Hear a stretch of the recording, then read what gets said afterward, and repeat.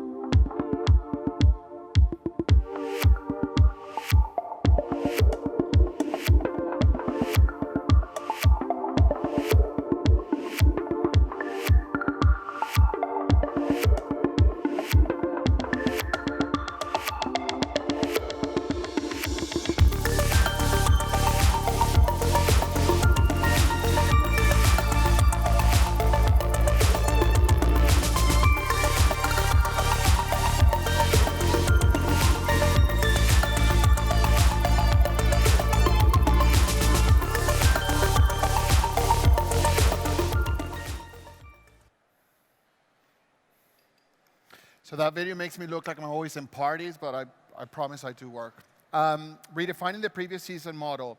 I know that's a bit of a bold statement, but it's one that I'm comfortable repeating because it's what the industry has recognized we've done. When we were about to launch, discounted fashion online was a bit of a dirty word. It was all about poor service, secondhand goods, and flash sales. And from the moment we launched, we said, this is something we do not want to do. We want to be able to offer the customer a fantastic experience. And it doesn't really matter that she's buying previous season goods. It was all about the experience. Being launched as the off-season sister site of Net-a-Porter and being part of the Net-a-Porter, the Yoox Net-a-Porter group, meant that for us, content would be at everything that we do, at the heart of everything we do, but also service. So that luxury service where the customer, we offer customer care in 14 languages. We have different styles or different ways of shipping. Same-day delivery in some key cities around the world. That was something that was going to be really important, alongside offering the customer a beautiful, curated edit of product that just happened to be discounted. So basically, we didn't want the customer to compromise on that contract that she had with us just because she was buying previous season goods. We didn't want her to compromise on any of that service. I mean, she's still spending £11,000 on a Dolce & Gabbana dress, maybe £25,000, so why would that experience be less? So what I want to do today is show or share with you a little bit of the things that we've done, besides having great product, besides having great prices and having great brands, plus service on site, enable to achieve what we've done. So the first thing, not rocket science, I know, define your target audience. But it's an important one because at the start we got it really wrong. We thought our customer would be a young customer. We thought she would be a customer that could not afford buying luxury brands unless they happened to be discounted. And by the way, we thought it would be a customer that would come to us to learn about these brands. Very quickly we realized we had it wrong. Our customer is a savvy woman. To give you a little bit of an idea of who she is, she's around 38 years of age. She travels on holiday between 8 times a year, just on holiday. She has an individual income of around £100,000. So simply, she's just a very intelligent woman that decides when and where to spend her money. The other thing is that she has a great sense of style. So this allows her to put together a look that may have some items that are previous season and some items that are current season.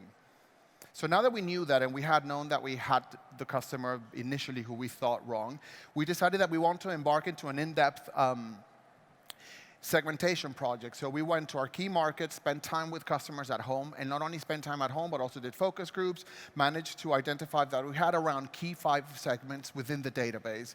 And we decided that it was 3 of them that we were going to really focus on, so the ones that I have behind. But not only we decided to spend time with her, we were in a very lucky position because we had a very set engage of customers that were constantly telling us stuff, and we were not asking. So we thought, well, this is great, but let's try and formalize this. So things that go from not only the brands that we have on site, the pricing, the product, but also navigation, how the user experience is working on site, the quality of the service, and also where else she was shopping, but also our campaigns.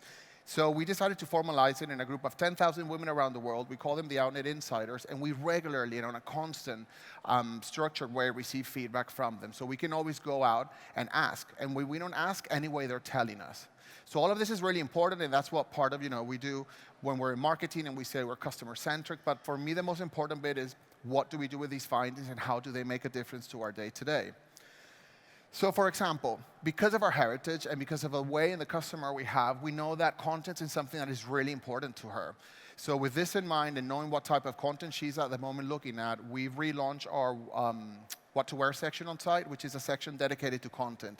But this section has now a lot more video because we know the customer wants to consume content in video format. Not only that, but we know that there's specific influencers out there that she wants to learn more. So for us, we've created content that features these influencers that actually we take as part of the family. So it's not influencers that we will pick on a one-off. It's people that we worked in the past, maybe from the start, or that we're starting to build new relationships with, and that actually act and allow us to extend the brand. Not only that, but we're a pure play digital e-commerce. We only live in the digital world, but now we know that our customer requires a physical touch point, and that's really important for her. She wants to meet us. She wants to not necessarily meet me, but meet the fashion team, the styling team. So all this content is coming from people within the company, and she really wants to meet them. The other thing that we know as well is that she's into art. Art is really an inspiration for her. So we now create, for example, events where we've been working in the past with collectives like Tap and Collective and the Young Artists Initiatives in Miami for Art Basel. We've done Parasite, a great foundation in Hong Kong for Art Basel. We've just been we're super excited about being part of the MoMA's first fashion exhibition in the past 73 years. It's Fashion Modern. And we're just launched a posturing initiative that will take us, well, it took us already to London, where we did our first ever photographic exhibition. We went to Miami for Art Basel, and we're launching a book about posturing in Hong Kong. So it's really giving the customer these experiences that really engage her, but based on the knowledge that we have on what is it that she's looking after, or she's looking for. So we now know who the customer is. We're truly global. So now we need to make sure that we are talking to our customer with a localized approach. I'm going to caveat this because my team are based in London and New York. So we don't have team around the world. So we really need to be savvy in what we do. Term global, I mentioned it several times. We ship to around 100 countries. We focus more or less from a marketing standpoint, 10 markets, but still, I'm unable to create uploads and drops of product for each of these individual markets. So what we need to do is find a clever way of ensuring that it's relevant to her. And remember, going back to the data points and that was mentioned before, we have all the data points. I know what brands are looking at, what brands are shopping, what brands are not looking at, styles, color, etc. per market. So this allows my team, for example, from a visually merchandising point of view, to decide on site how we prioritize the product that each market sees. It's still the same drop of product, but what we do is the customer in Australia is in a different seasonality, for example, than the customer in London. So I need to be able to show the product in such a way that it's relevant to both. The other thing that we do as well is, for example, the drop-down on site when you go onto my design, or the designers that we carry. When you go to the drop-down, it will prioritize, depending on the country that you are, the designers that show up. If you go to A to Z, you'll see them all. So I'm not by any means limiting the product brands that I'm showing per market. All I'm doing is making it easier based on the data that I have. I know which brands over-index. So now we got the customer. She's shopping. We're being relevant locally. So how do we reward them, and how do we make sure they continue spending? So as many retailers out there, we found ourselves in a position where 5% of our customer base was generating around 41% of revenue. Important to point out, I hadn't done anything formally we were not formalizing this. It was simply great product, great prices, and great brands, right? And a great experience and service. We covered all of that. But nothing had been done formally to reward the customer. So with this in mind, we decided to launch our first VIP program, our only VIP program, called Front Row. We listened to what she had to say. Front Row, yes, was about rewarding this most engaged customer, but it was about rewarding her with what she wanted. She wanted access, not discount. Of course, everybody likes and wants more discount, but she was telling us the nature of our business means that I have limited stock on site, right? So the site sells out. She wanted to be able to shop this product beforehand. So what we've done is we came up with a privilege program. It wasn't tiers, it wasn't points, it's not discount, it was simply access. It was privileges. So what do we do? We offer now, for example, when we have great brands on sites like Victoria Beckham, Alexander McQueen, we will have then private sales dedicated specifically for our VIPs. So the weekend before an upload goes up, they'll have access to it. In other cases, what we'll do is maybe 2 hours before it goes available to the general public. Other things, as I mentioned before, physical touchpoint is really important.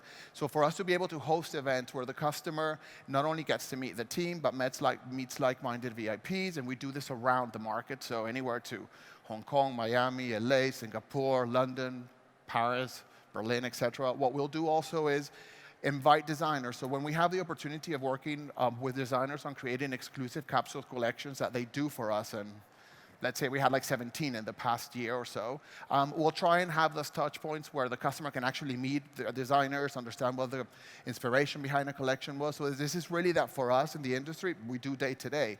But our customer, unless they work in the industry, don't necessarily have access to this. I've got a great partnership team, so we always work on created experiences as well that are physical, but that have a partner in place that actually not necessarily is within the fashion world, but could be art, could be travel, etc. So it matches the lifestyle of the customer. So overall, what we try to do is give her these experiences that are second to none, and they're physical rather than just digital, besides the side of giving her access to product. So it's done well, glad to report. Our VIP retention rate has increased in 5%. The number of VIP orders have increased by 15%, and the average order value of VIPs have increased in 12%. So now not only we have more VIPs, they're shopping more with us, but also it's a customer that is coming more to site and spending more.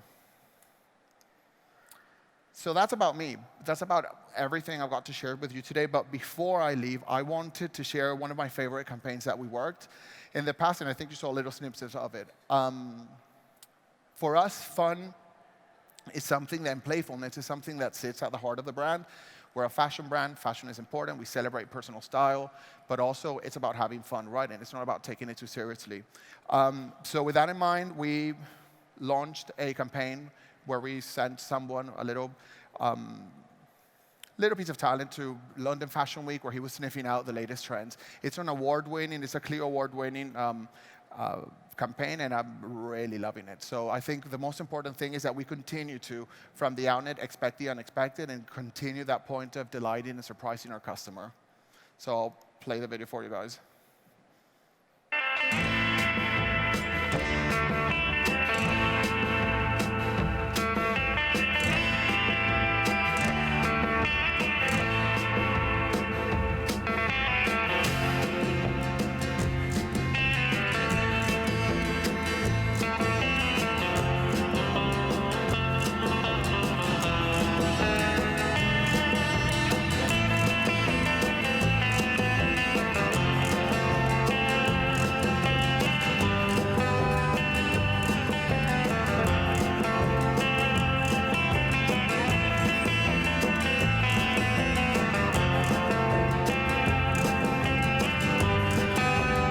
My shoes are from Eugenia Kim. They're Gianvito Rossi. They're Kat McConey. It's Alexander Wang. Very old Amanda Wakely shoes.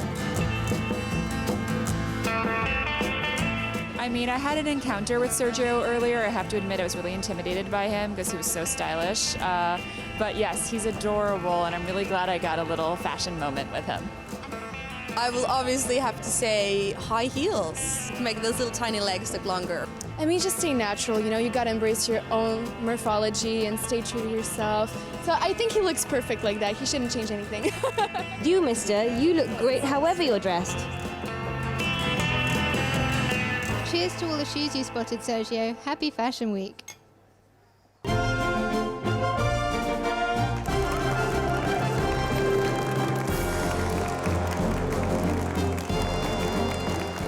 Welcome back, Sergio. That is some of the best Fashion Week reporting we've seen. Thank you so much for all your hard work. The team is very excited to hear all your updates.